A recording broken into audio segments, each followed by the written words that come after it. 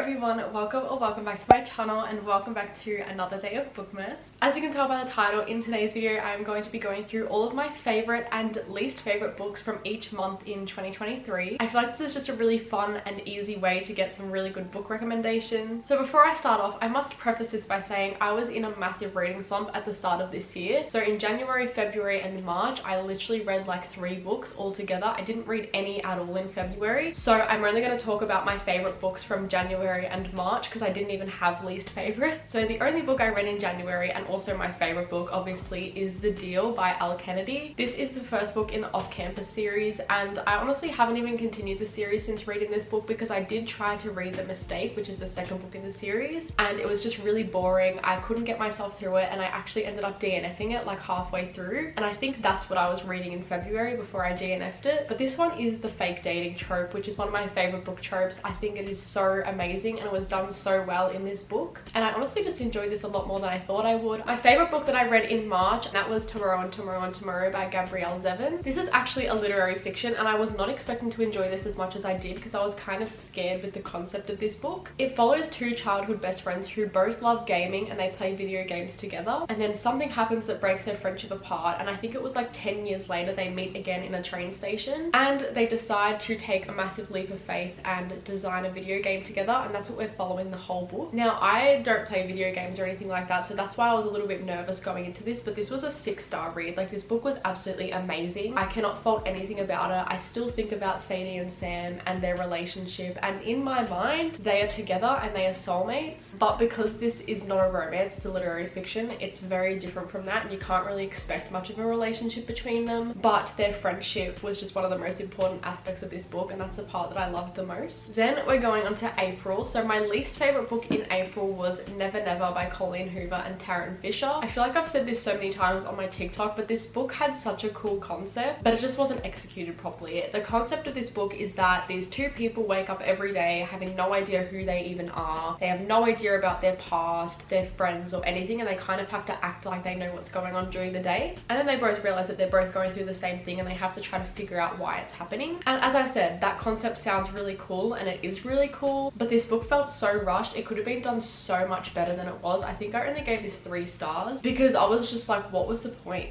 Like, what was the point of this whole book? I think the end was like just a really stupid reason for why it was happening. I can't really remember, but I just know that I felt really disappointed by this book and just didn't enjoy it at all. So my favorite book was The Ballad of Never After by Stephanie Garber. This is the second book in the Once Upon a Broken Heart trilogy. I read Once Upon a Broken Heart in April as well and loved it. Both 6-star reads, but I think this one just tops it off a little bit more because the amount of stuff that happened in this book, like, it was so like not even action packed, it was like drama filled, but in like a fairy tale, like fantasy sort of world. These books are just so magical. It truly feels like you're reading a fairy tale. If you still haven't read them, please go and do it. I promise you, you won't be disappointed. Okay, now my least favorite book in May was a book from an author that I'd never read before, and I knew that it was going to be a very intimidating author to get into, and I definitely still want to try other books from them, but I just think that this one wasn't really a good option for me. Billy Summers by Stephen King. I just found this book to be really hard to get through and really boring, and there was a character introduced like more towards the end of the book who I absolutely loved. She made the book way more bearable. I actually started enjoying it once she was introduced. I remember I started reading it as a physical copy, but the writing is absolutely tiny, so it was so unmotivating. So I bought it on my Kindle and then I wasn't really getting through it on there either, and then I'm pretty sure I ended up getting it as an audiobook as well, and that's the only reason why I finished this book. So it took a lot of money to finish this book. Like, I bought it in 3 different forms just so I could get through it. I don't know why I didn't just DNF it. And then my favorite book in May was Addicted for Now by Krista and Becca Ritchie. I read the first 3 books in this series in April and May, and then this is where I got up to. I have not continued the series since then. I don't even know why, because I loved this book so much. If you don't know, the Addicted series follows Lily and Lo. Lily has a sex addiction and Lo has an alcohol addiction, and the first 3 books shows them struggling with that, dealing with it, and all the things that they're doing to try to help it as well. And I just think this book was absolutely amazing because we see so much much character development and growth with those two characters, and I think it was just so important, and I just loved this book so much. I feel like it was so like drama filled as well, and so many things happened in this book. Like I was getting whiplash from the amount of things happening that I wasn't expecting in this book. Okay, we're already up to June, so my least favorite book in June I don't actually have a physical copy for, but that was The Perfect Son from Frida McFadden. Now I have almost read every single one of Frida McFadden's psychological thrillers. I have one to go right now, and I have loved majority of her books. I feel like they always get me, the twists always get me at the end, and I'm always left very shook. But at the end of this specific book I wasn't really left shook, and I was kind of just really confused and weirded out by this whole book in general. I just found it to be one of her more boring books, and I just didn't enjoy it as much as her other ones. That being said, I've seen a lot of people absolutely love this book and say that it's one of their favorites from her, so maybe it was just me, but I just wasn't really shocked by the ending of the book. I think I kind of like predicted it a little bit. And then my favorite book in June was actually Magnolia Parks by Jessa Hastings. I was putting off reading this for a really long time because I was scared that it wasn't going to live up to the hype, and I kept putting it in my TBR videos and then not getting to it. But once I actually did, I just fell in love with it. I literally became obsessed instantly. I do not like BJ at all. I will stand by that. Maybe he'll redeem himself in the next book that comes out next year, but I don't think he will. But as much as I loved this and I literally gave it 6 stars, I still did not continue this series until like October. So I've only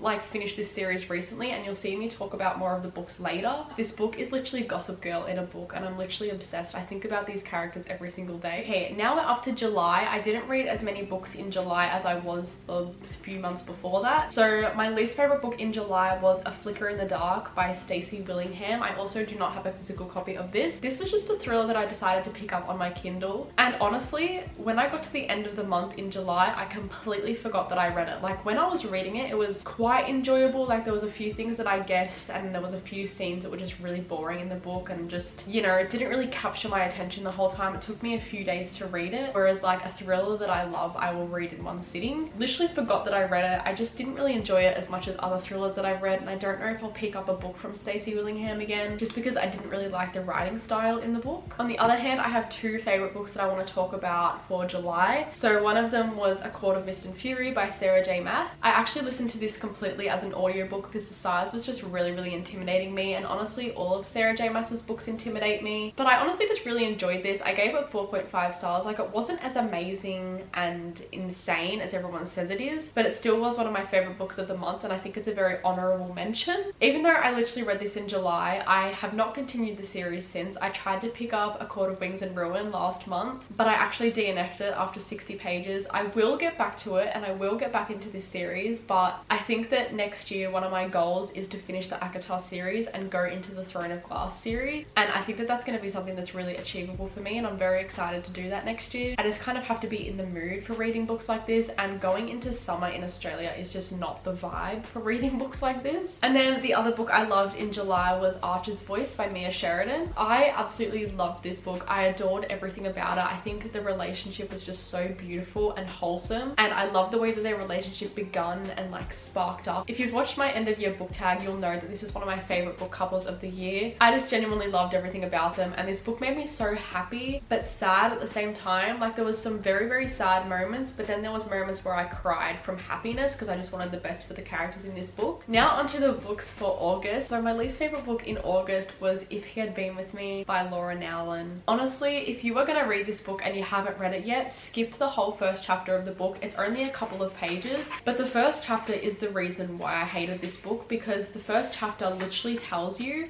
what the ending of this book is. It just ruined the whole book for me, because the whole book I was expecting it to happen. I felt disconnected from the characters. I just didn't care for them at all. So when this specific thing happened at the end of the book, I did not feel any emotions. Like I just did not care. And then my favorite book in August was Divine Rivals by Rebecca Ross. I talk about this in like almost every single video on my TikTok account. Like this book was so unexpectedly good. Like I wasn't expecting to love this as much as I did, and I'm obsessed with this book. It was another 6-star read for me. And again, if you have watched my end of year book tag, you will know that this is one of my favorite book couples as well. I think their relationship was so beautiful. Now September was a very interesting reading month for me. I definitely had a few books that I absolutely hated and a few books that I absolutely loved. So I'm going to tell you one book that I really didn't like at all. So the book that I didn't like at all was The Long Game by Elena Armas. Now the only other Elena Armas book I've read is The Spanish Love Deception, and I also didn't like that at all. So I've just come to the realization that I don't like her writing and I just don't like her books. And I do understand why people would like them. They're very cutesy romances, but I like a romance that has more depth to the characters and where I can feel chemistry with the characters, and this book had no chemistry with the characters whatsoever. I just felt such a disconnection with these two characters, and it was like enemies to lovers, but it was done so badly. The only aspect of this book that I liked was the kids, because it's pretty much following a soccer coach who's like a really grumpy man, and then the new manager of the team who is really grumpy herself, to be honest, and they are coaching a girls soccer team together. And the kids were the only part of the book I liked. The kids had so much character development, but the literal adults did not in this book. And I honestly skim read like the whole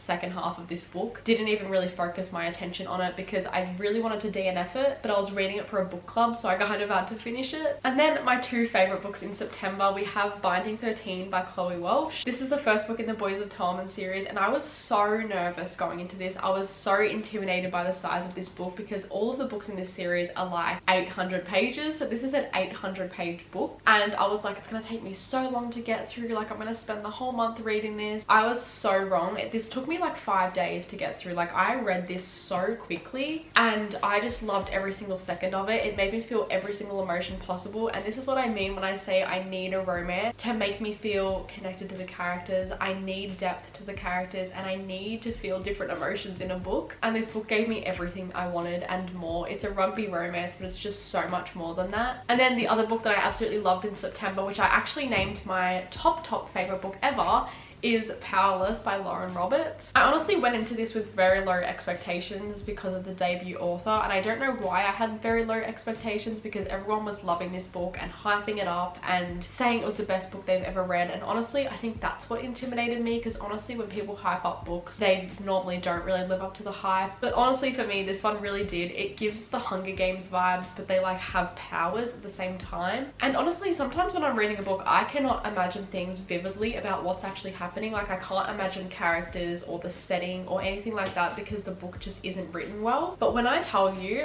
this book was playing out like a movie in my head. Like I could picture every single detail said in this book, and I think that's what I loved about it the most. Like when I'm reading a book, I want to be able to picture everything and I want to be able to imagine it, but sometimes I really struggle with that. But this book just made it really easy for me for some reason, and again, it was another 6-star read. Next up, we have my least favorite book in October. This one was actually technically a novella, but that was Believe Me by Tahara Murphy. This is the book that wraps up the whole Shatter Me series, and honestly I just don't think this book was really necessary at all. The Shatter Me series is like a dystopian fantasy series with a little bit of romance in there as well, but this book in particular was literally just a romance book, and I just found it so boring because this whole book is literally just retelling you what had already happened in the previous book with just a little bit more information. I just skim read this whole thing. I gave it like 2 stars. I just didn't really think it was necessary to add to the end of this series. I think the series definitely should have ended off on just a book and not a novella. And my favorite book in October I talk about all the time, and that is Whisper by Lynette Noni. I think everyone needs to go and read this book. When I tell you, I was just obsessed with this from the get-go. Like it just had me hooked from the beginning, and it's actually a sci-fi novel. It's the first sci-fi novel I've ever read, and it just wasn't really what I was expecting out of a sci-fi novel, but I was very pleasantly surprised by this book because I honestly had really low expectations for it for some reason, and maybe that's why I loved it so much, because it just exceeded my expectation. Let me just read the first little bit of the back of the book to try to convince you to read it. It says, for 2 years, 6 months, 14 days, 11 hours and 16 minutes, subject 684 Jane Doe has been locked away and experimented on without uttering a single word. And the whole book we're trying to figure out why she doesn't speak, and let me tell you, there is a massive reason behind it, and this book kept me on the edge of my seat the whole time. Okay, we have 2 months to go, so now up to November. My least favorite book in November was Iron Flame by Rebecca Yarros. I've talked about this in so many videos now. It just wasn't what I was expecting at all, and it's not what I wanted out of this book. Fourth Wing was like a romantasy. It was very easy to read. It was kind of like a beginner fantasy, and it got a lot of us into reading fantasies. So to go from that to like a high fantasy where you're given so much information that just was not needed with nothing actually happening, it was just a big shift, and it felt like a completely different author was writing this book, and it was honestly just really disappointing. And then my favorite book in November was Magnolia Park's The Long Way Home. This was 100% a 6-star read. Every single book in this series has been a 6-star read. This one in particular just gave me every single emotion possible. It gave me like everything I wanted and more. The only thing that frustrated me about this book was the ending of the book, because it leaves you with so many questions, and because book 4 in the series is set on the exact same timeline as this, you do not find out anything about what happened at the end of this book, so we still have to wait till February